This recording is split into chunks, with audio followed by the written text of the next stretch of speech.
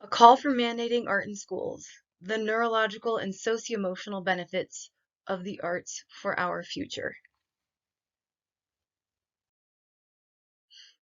In the introduction, we're going to talk about my initiative to mandate arts in schools.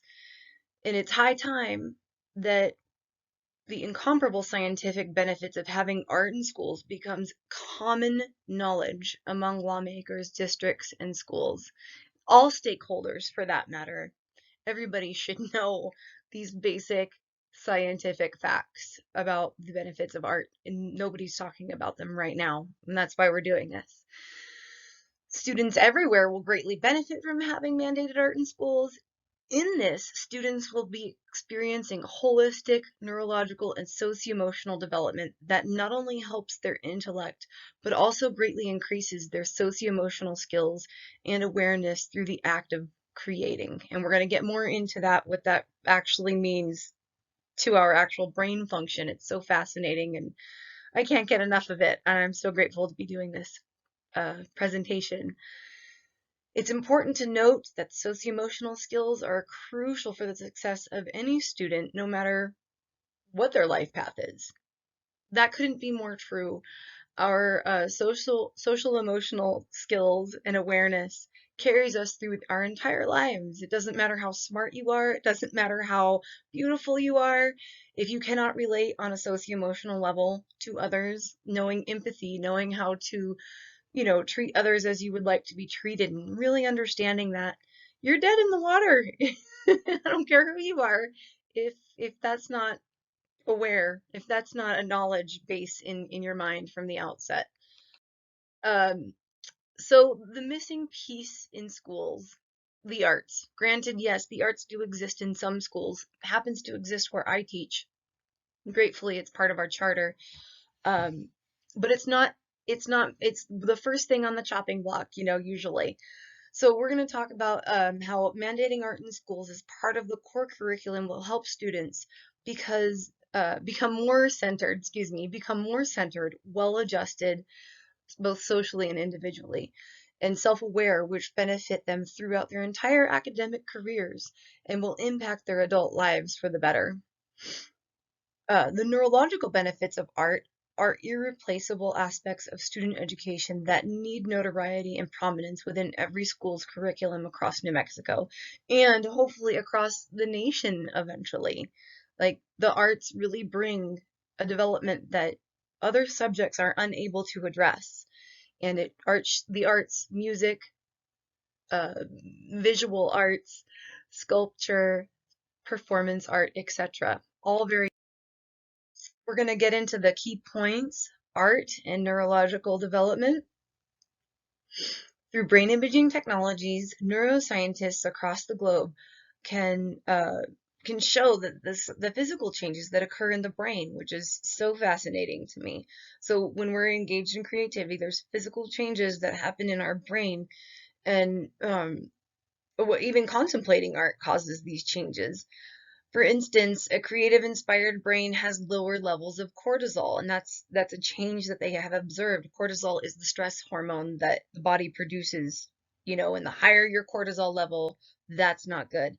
So our students can experience lower stress levels, lowering their cortisol levels. That'll improve their other classroom experiences, right?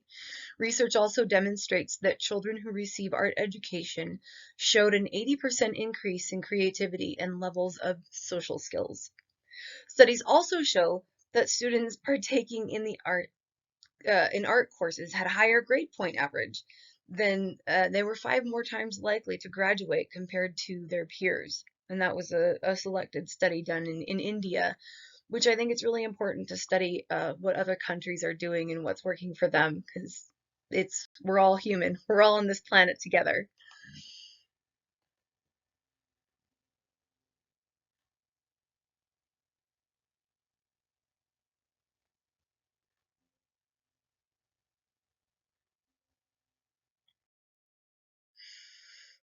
I do apologize for that pause at the end of the clip. I was trying to figure out how to move the slide forward. We're getting there.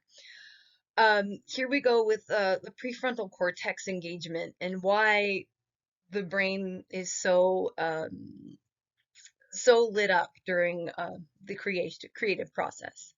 The prefrontal cortex is the area of the brain located in the frontal lobe area that's highly developed in humans and plays a significant role in the regulating complex cognitive, emotional, and behavioral functioning.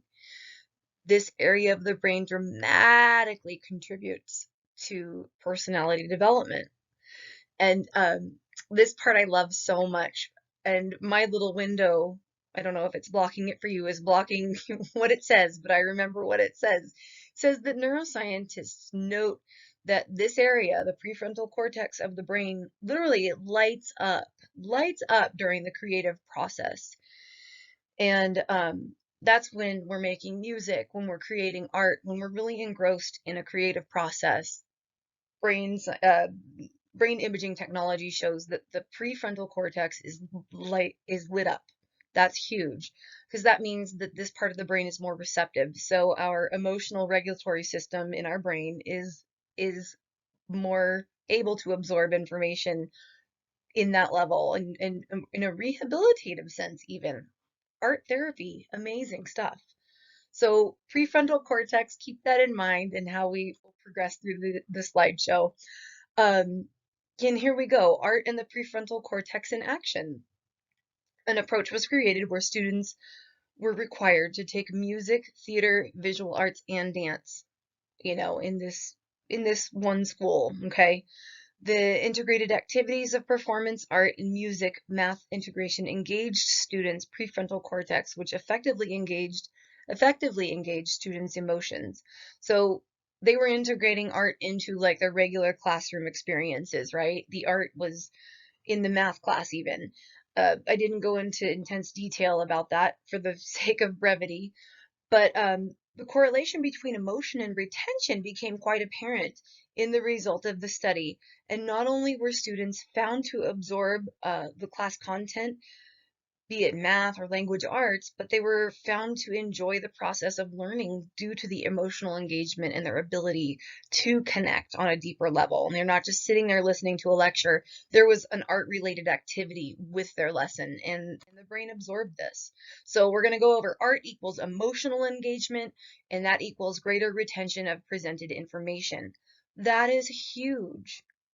That is so huge. The primary goal of our brain, the human brain, we're going to process all the information related to survival. That's the first thing, our survival, food, shelter, fight or flight. That's the first. And the next goal of the brain is to process everything that is related to emotionally engaged information, that which heightens our emotions, and these are all related to our survival, right? The brain will imprint the things faster the higher the priority. So when we're emotionally engaged, well, that's kind of like a second priority to the brain. When students are genuinely engaged in any art activity, they're gonna absorb that information that's presented to them in that time frame. And the because of this, the human brain's more likely to retain repeated content when it is emotionally engaged in the creative process. So this can be done with any subject, and also those micro learning environments in the classroom. It's huge because those environments in the classroom, the art classrooms, we're working together. We're having to learn to use our mistakes. We're having to overcome creative blocks. We're having to learn to like ourselves in our artistic process. There's so much going on. And again, these lessons are going to be greater imprinted because we're emotionally involved in it, and that prefrontal cortex activation just expands that all the more. I love it. So in other words, when we're emotionally engaged, our brain's much more likely to prioritize that information once again. And like what I just said, prefrontal cortex engagement, it's all right there. So art and socioemotional development, it's a huge thing. The prefrontal cortex is responsible for our cognitive, behavioral, and emotional processing, as stated before. And students who participate in regularly scheduled art classes each week, be it music, theater, visual arts, experience an increase in their socioemotional skill set, including attitude and feelings towards school, desire to participate, self-concept, self-esteem, empathy, growth mindset. So students are feeling more positive about their whole school experience, and that sense of empathy, and that's huge to the success of any student. And correlational studies have revealed an association between courses of multi-art instruction and higher levels of student academic self-concept. And that so when students have their stable self-concept and empathy towards others through developed social emotional skills, they're going to be more successful in other areas of their academic endeavors, including their personal lives. And so this is not just about creating, like, yes, they did great on their tests. That is a goal. But these are making whole people in the big picture that are emotionally stable. They have self-knowledge. They know who they are. They know what makes them tick. They know how to relate to others and to be empathetic towards others. And the arts really do help illuminate that. So to bring this to a higher level of awareness in how the arts are integrated with how we work as human beings in our brains, we're going to discuss Maslow's hierarchy of needs. We can't not discuss this. So we have obviously the tiers of learning. He brought, our psychological needs come first, safety needs come next, belongingness and loving needs become the next priority, esteem needs, and then finally self-actualization. So the arts actually deal in all of the areas, the last three areas: belongingness and love needs, esteem needs, and then self-actualization. Of course, students don't come in and they're like, oh, I'm self-actualized because I'm in art. Well, no, it's a process. What I do observe is, we have students that are in the belongingness level and the esteem level, and they are upheld in those two areas, the third and fourth levels of the Maslow's hierarchy of needs. And once they really get comfortable in their own skin, they really feel accepted, they really feel like they're a part of the whole, then they can start having other ideas and self-actualization and becoming who they are meant to be. And this does also carry into other classes. And I can't say it enough. It's really awesome. And this is basically going over what I have just said. When students' needs are met in the way of being accepted, valued, feeling secure, they're gonna blossom and they're gonna grow in all the directions that we want to be growing in. So the bottom line is having art integrated into school curricula will help students reach self-actualization, and that's what the goal is for all of schools, right? All grades. We want students to feel confident.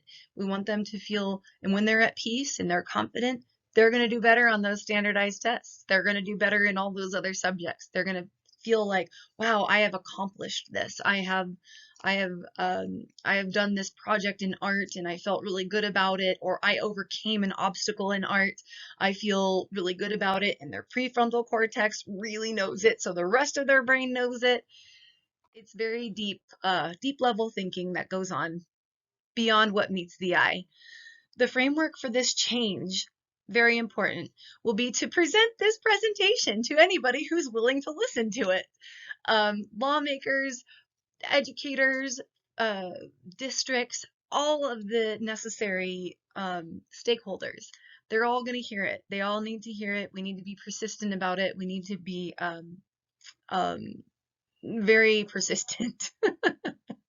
But it's necessary because the arts bring so much so many wonderful things to students and the teachers and the school. It brings a different sense of community.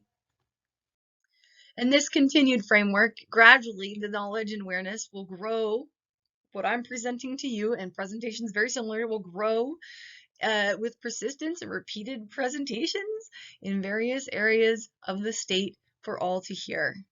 And it's a very simple approach for this framework, but it's very necessary, these preliminary steps of getting this information out there. And I'm going super over time, but it is what it is. We're almost done. The implications for the change are huge. Once the scientific facts regarding the benefits of art in schools become more common knowledge, which is what we're after here, and so huge to have a common knowledge base for this, because it's not common knowledge right now. It's like most people are like, oh, it's a way to give the regular class teachers a break, send them to art. No, no, no, no, no, no. It's part of the picture. It's very important to understand. Lawmakers and other stakeholders will continue to see that the arts are a crucial and critical component of school curricula and how it truly helps students everywhere become the best versions of themselves and that's what we're all after. Purely said. And there's my references. Thank you so much. I'm sorry for going so over time, but it was so fun. I really loved doing this project and it was a really wonderful opportunity and I can't wait to do more. Thanks.